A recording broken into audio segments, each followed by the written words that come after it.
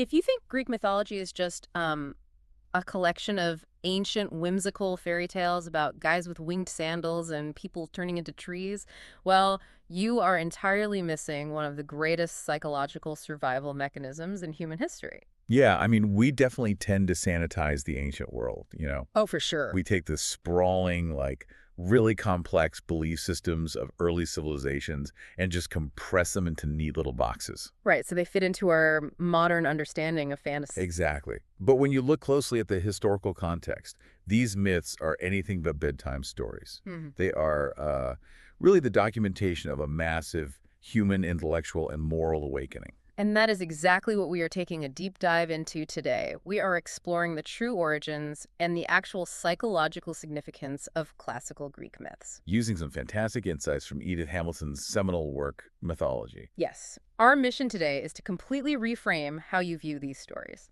Okay, let's unpack this by dismantling the absolute most persistent misconception you probably hold about early humanity. It's a big one. It really is, because I always pictured, our ancient ancestors living in this delightful, deeply spiritual harmony with nature. You imagine nymphs giggling in the woods and naiads splashing in clear pools. Right, like early humans feeling this beautiful, unbroken connection to the earth. Exactly. But that's not the reality, is it? Not even a little bit. I mean, it is a comforting image, heavily promoted by later poets and romantic writers who painted a picture of this young, uncorrupted world. Like a pristine Eden or something. Yeah, but looking at the historical reality of uncivilized human life shatters that romantic bubble immediately.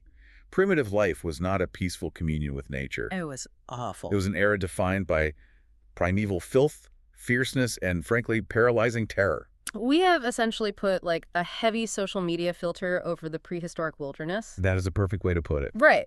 We smoothed out all the rough edges, added a nice golden hour glow, and cropped out the reality that early humans believed absolute horrors lurked just beyond the firelight. Oh, absolutely. When nature is an unfeeling, unpredictable enemy, the snapping of a twig in the dark isn't just an animal. Right, it's a monster. Exactly. It is a wrathful divinity coming to destroy you. The psychological weight of that primitive world was a constant, suffocating dread. I can't even imagine living like that. And when humanity is living in that state of terror, the immediate byproducts are magic and human sacrifice. Oh, wow. So it gets really dark. Very dark. Because if you genuinely believe the woods are full of unpredictable, monstrous entities that want you dead, your only perceived leverage is a powerful magical rite, or, offering up a gruesome sacrifice. Like a desperate attempt to buy safety through immense pain and grief. Exactly. So if the ancient world was defined by this primeval slime and terrifying human sacrifice, how do the Greek myths we read in middle school fit into that timeline? Well, they actually don't. Because there is no desperate, bloody sacrifice in the classic stories of Apollo and Athena. Right. They do not fit into that primitive timeline at all. And what's fascinating here is that this is Edith Hamilton's crucial distinction. Okay. The Greek myths we have on record are the aftermath of that era. Every civilization originates from a savage background, sure. Naturally. But by the time the Greeks actually started writing these myths down, they had risen exceptionally high above that ancient brutality. Wait, so the myths are not a window into caveman life? Not in the slightest. The very first written record we have of Greece is Homer's Iliad. Which is, what, like 1,000 years before Christ? Roughly, yeah. Yeah. Dating back to around 1000 BC. And the Iliad is written in incredibly rich, subtle, and sophisticated language. So not caveman grunts. No, I mean, a linguistic framework like that does not materialize overnight. It is the undeniable footprint of an advanced, highly developed civilization that had spent centuries refining its thought and its art. That makes a lot of sense. The myths show us what the early Greeks were like, as an intellectual people striving for clarity, not as primitive survivors shivering in a cave. So, because the primitive world was so paralyzingly terrifying, humanity had to invent a psychological defense mechanism. Exactly. And that mechanism is what historians call the Greek miracle. For the very first time in human history, mankind became the center of the universe. To understand how revolutionary that was, you really have to look at the religious structures of the ancient pre-Greek worlds. Like Egypt and Mesopotamia. Right. Before Greece, human beings counted for almost nothing in the grand scheme of the cosmos. Humanity worshipped the unreal and the terrifying. Okay, give me an example. Well, look at ancient Egypt. dominated by towering, immobile stone colossi or rigid figures of women with cats' heads. Oh, right. You can't exactly chat with a giant stone cat. Exactly. These shapes were deliberately constructed to be unhuman and inflexible. And Mesopotamia had those massive stone wall carvings, the bas reliefs. They depicted men with birds' heads. Yes, or creatures with the body of a lion, the wings of an eagle, and the head of a bull. Things that literally never existed in the natural world. And that's the point. Those creatures represented the ultimate consummation of unreality. They were designed to evoke fear. I mean, it works. That sounds terrifying. Right. You cannot negotiate with a rigid cat-headed goddess. You cannot relate to an Assyrian bird beast. They represent a cruel, mysterious power that is completely aloof from anything living. But the Greeks initiated a complete paradigm shift, right? They made the gods in their own image. Yes. Instead of a terrifying bird-lion hybrid, you get Apollo, who was basically modeled after a human athlete. That's wild. So a Greek storyteller could just look at a handsome young man walking through the marketplace and simply declare, that is what Hermes looks like. Exactly. The fundamental Greek philosophy was that the invisible must be understood by the visible. By rendering the divine as human, straight, swift, strong, and beautiful, the Greeks found satisfaction in the actual world around them. Which is so much more relatable. And because they humanized their gods, the heavens became a pleasantly familiar place. Olympus wasn't an incomprehensible void. It was just a spot where the gods ate, drank, held banquets, and amused themselves. But I need to push back on this a little bit. Oh, go for it. Because I still don't buy that watching the supreme ruler of the universe act like a messy, unfaithful husband actually makes the universe feel safer. Interesting. Why not? Well, you have Zeus constantly cheating on his wife Hera. You have Hera pulling these elaborate, petty, jealous wife tropes to catch him and punish his lovers. Doesn't humanizing them just replace the fear of an unfeeling monster with the fear of a petty, unpredictable tyrant? Wait, so by making gods act like a reality TV cast, they actually made the universe less scary. It feels like trading one terror for another. You would think so, but consider the psychological alternative. Yes, the Greek gods were powerful and they were incredibly dangerous when angered. Right. But they were comprehensible. You can understand the motivations of a jealous wife or a cheating husband. Oh, I see. You can anticipate their reactions. With proper care and respect, a human being could be fairly at ease with them. You could even laugh at them. Oh, wow. Laughing at a god. That's definitely a shift. Exactly. Zeus being caught in a lie by Hera was literally a source of entertainment. A universe where you can laugh at the supreme ruler is fundamentally, structurally less terrifying than a universe ruled by an unfeeling, unblinking sphinx. Comprehensibility is the antidote to terror. Exactly. Okay, I see the mechanism now. They replace the paralyzing fear of the omnipotent unknown with familiar human drama. Yes. If you can understand the gods' drama, you can navigate your own life. And by humanizing the divine and placing mankind at the center of reality, they systematically began eliminating the irrational forces that dominated neighboring cultures. The supernatural was forcibly grounded in solid matter-of-fact reality. The way the myths handle geography is a perfect example of this. These supernatural events are not happening in some vague mystical dimension. No, they have zip codes. Literally. Aphrodite was born from the sea foam, but the ancient stories give you her exact coordinates. She emerged just offshore from the island of Cythera. Any ancient traveler could rent a boat and sail to the exact spot. Or take Pegasus, the winged horse. Oh, I love Pegasus. Right, he is a creature of magic who skims the air performing incredible feats, but every single night he flies home to a comfortable, completely normal stable in the very real city of Corinth. That is amazing. It grounds the fantasy in a localized habitation. It forces the supernatural to play by human rules of real estate. It is the complete opposite of a spirit that materializes out of the ether and vanishes without a trace. The Greek world feels remarkably solid. But reading through Hamilton's analysis, the most surprising element of this rational world is the almost complete absence of magic. Shocking, isn't it? Yeah, you expect Greek mythology to be saturated with dark sorcery, but it genuinely is not. Magic, as a terrifying force, is almost non-existent in classical Greek myth. You will not find demoniac wizards or hideous hags haunting the landscape the way you do in later European folklore. What about the witches? They're a couple, right? The only two witches of any major significance are Circe and Medea, and crucially, they are both depicted as young, surpassingly beautiful, and complex, rather than as horrible, cackling monsters. And the Greek approach to astrology is equally revealing. Oh, for sure. They meticulously mapped the stars and gave the world the foundations of astronomy, but they completely rejected the Babylonian idea that those stars dictated human destiny. They refused to believe that distant, unfeeling spheres of gas had any control over human autonomy. Which is incredibly modern if you think about it. It really is. They also stripped away the terror of the afterlife. In many cultures, ghosts are malevolent, terrifying forces coming back to exact revenge on the living. Like horror movie stuff. Exactly. But in Homer's Odyssey, the spirits of the underworld are simply referred to as the piteous dead. Piteous, that's so sad. Right. The living Greeks pitied them. They did not fear them. The power dynamic belonged entirely to the living. Here's where it gets really interesting. That power dynamic shift is perfectly illustrated by how they viewed earthly authority, specifically priests. Yeah.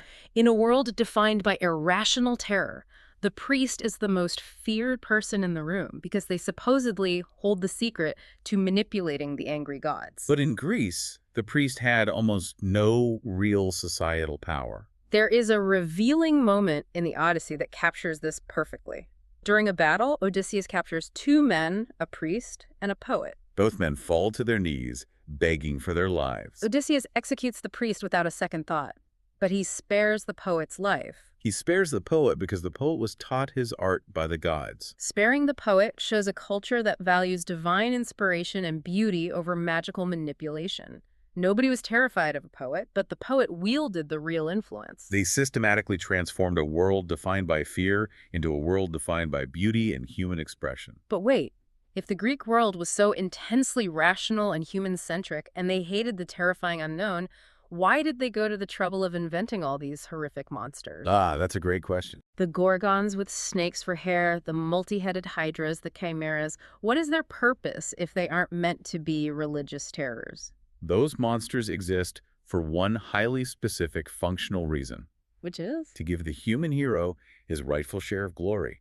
What is a human hero without an impossible obstacle to overcome? Oh, so they are essentially stepping stones for human greatness. The monster only exists so the human can prove his superiority. Exactly. Look at the life of Hercules. His entire mythological existence is one long, exhausting combat against preposterous, unnatural beasts. He's just constantly fighting them. Yeah, and Hercules is essentially a walking allegory for Greece itself. Just as Hercules fought physical monsters and freed the earth from their destruction, the Greek intellectual awakening freed the human mind from the monstrous idea of the unhuman ruling over us. So the monsters are placed in the stories solely to be defeated by humanity. Yep. The nuance here is distinguishing between what these myths actually functioned as in ancient society. Hamilton argues strongly that we should not read these stories as a monolithic Greek Bible. Right, some of them were not religious texts at all. They were early scientific theories. I mean, a lot of these myths were simply early humanity's first attempts to explain the actual mechanics of the natural world. Like trying to make sense of the weather. Exactly.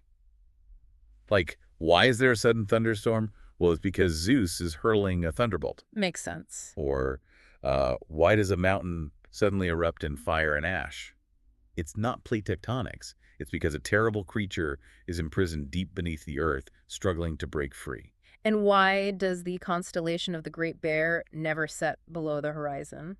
Because an angry goddess placed a curse on it. It was a framework to make the physical environment logically consistent. Totally. But then you have a story like Pygmalion, a sculptor who carves a statue of a woman so beautiful that it comes to life. Or the epic, sprawling adventure of Jason and the Golden Fleece. Those stories do not explain the weather or the stars. And they were never intended to. Those myths are pure early literature. They are the exact type of narrative entertainment people would share around a fire on a long winter's evening. Like ancient blockbusters. Yeah. Modern analysts often tie themselves into academic knots, trying to extract a deep cosmic allegory or a hidden religious truth from every single myth. But sometimes a captivating story was just crafted to be a captivating story. Religion is still the bedrock of this world, though, and this is where tracing the timeline of the myths reveals something incredible about human morality. Oh, the evolution of Zeus. Yes, the evolution of Zeus is perhaps the clearest window into how human ethics developed. So, did the gods change, or did the Greeks just demand better of their gods as they themselves became more civilized? If we connect this to the bigger picture, it's definitively the latter. Hamilton's analysis of Zeus's evolution is profound. Walk us through it. Well, Zeus did not start out as an all-knowing, deeply moral father figure. In the very earliest iterations of Greek society, they lived in a rocky, arid landscape. The people desperately needed rain to survive, far more than they needed sunshine.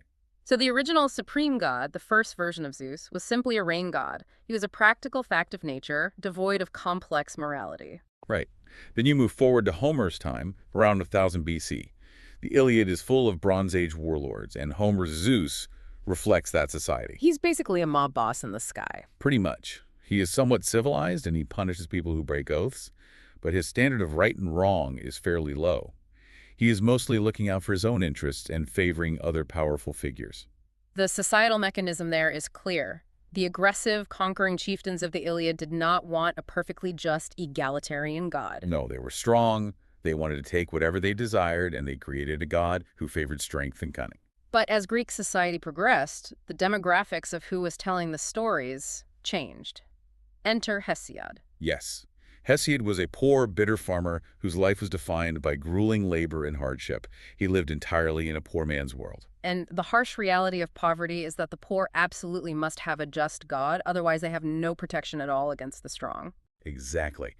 Hesiod looked at the world and wrote that while beasts and birds devour each other to mankind, Zeus has given the gift of justice.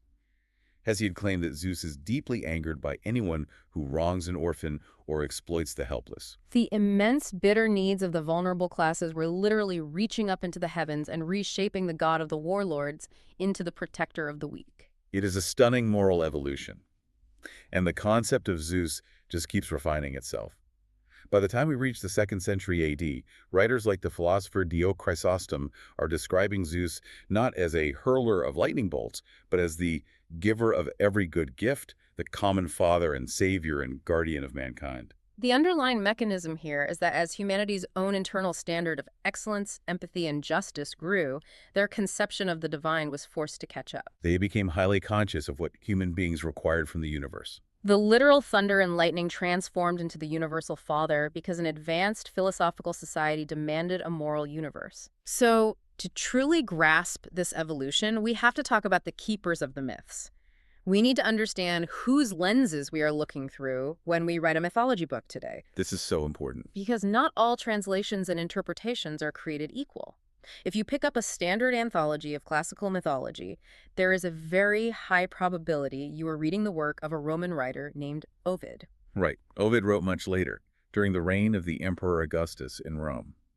He created a massive, comprehensive compendium of mythology, detailing almost all the major stories at great length. But his lens completely distorts the original intention of the myths. It really does. Ovid did not believe a single word of the stories he was documenting. To him, the Greek myths were nothing more than, in his own words, ancient poets' monstrous lies. Wow, he just called them lies. Yeah, he viewed them as silly, outdated nonsense.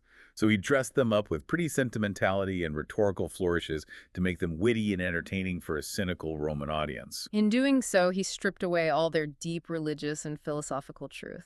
Reading Ovid is like watching a flashy Hollywood reboot of a deeply meaningful independent film. It has all the same characters, but it entirely misses the point. That's a great analogy. So if you're reading a version of these stories that feels like fluffy, sentimental fairy tales, you're probably reading Ovid, not the hardcore original Greeks. Yep. Hamilton makes it explicitly clear to experience the actual factual and solemn truth of the myths as they were originally intended, we must rely on the Greek writers who genuinely believed in the world they were describing. We are talking about Homer, who presented a brilliant, heroic world without pausing to question the mechanics of it. And Hesiod, the struggling farmer, who was the first thinker in Greece to actually wonder how the universe was created and attempt to formulate a cosmological explanation. We must also look to the monumental tragedians of Athens, Aeschylus, Sophocles, and Euripides. These playwrights did not treat the myths as idle fairy tales. They used the framework of the myth to grapple with massive, unresolved philosophical questions about fate, the limits of human power, the nature of suffering, and divine justice. They wrestled with the myths. They used the stories of Oedipus or Antigone to put human morality on trial. And even the Roman writer Virgil, while perhaps not a literal believer, played a vital role. Unlike Ovid, who made the characters feel like silly caricatures, Virgil brought authentic human nature and profound tragedy back to the mythological figures. The authentic Greek mythologists are notably completely free from that fluffy sentimentality. The true guide to Greek mythology requires reading the writers who treated these narratives as the profound foundation of their reality. Absolutely. Bringing this all together, what we have uncovered today is that classical Greek mythology is far from a primitive campfire story meant to scare children into behaving. It was a profound, unprecedented intellectual revolution. It banished the terrifying, incomprehensible darkness of the primitive world. By placing humanity squarely at the center of the cosmos, it forged a reality that was rational, beautiful, and ultimately understandable. Most importantly, it serves as a documented timeline of our own evolving sense of justice. It is the narrative of humanity growing up as a species, refusing to be victims of a chaotic nature, and demanding that the universe operate with fairness. Which leaves me with a final thought for you to mull over as we wrap up this deep dive. We have spent this time exploring how the ancient Greeks built gods in their own image to make sense of their reality, transforming terrifying beast gods into relatable human figures that reflected their evolving morals and banished the irrational fears of the dark forest. It's quite the transformation. It really is. And it makes you wonder about the mythology we are currently creating. Think about our modern, sprawling superhero franchises or our massive science fiction epics. Oh, that's interesting. Right. If the Greeks created Hercules to defeat the monsters of the unhuman and Apollo to represent physical perfection, what do our modern gods in capes and armored suits say about what we currently fear? What kind of heroes do we feel we need to invent to make sense of our complex, chaotic 21st century universe? That is a fascinating lens to carry forward. We never stopped writing mythology. The names and the costumes simply changed. We are always writing our own story. Thank you so much for joining us on this deep dive. We have loved unpacking this material with you. Keep questioning, keep exploring, and we will catch you next time.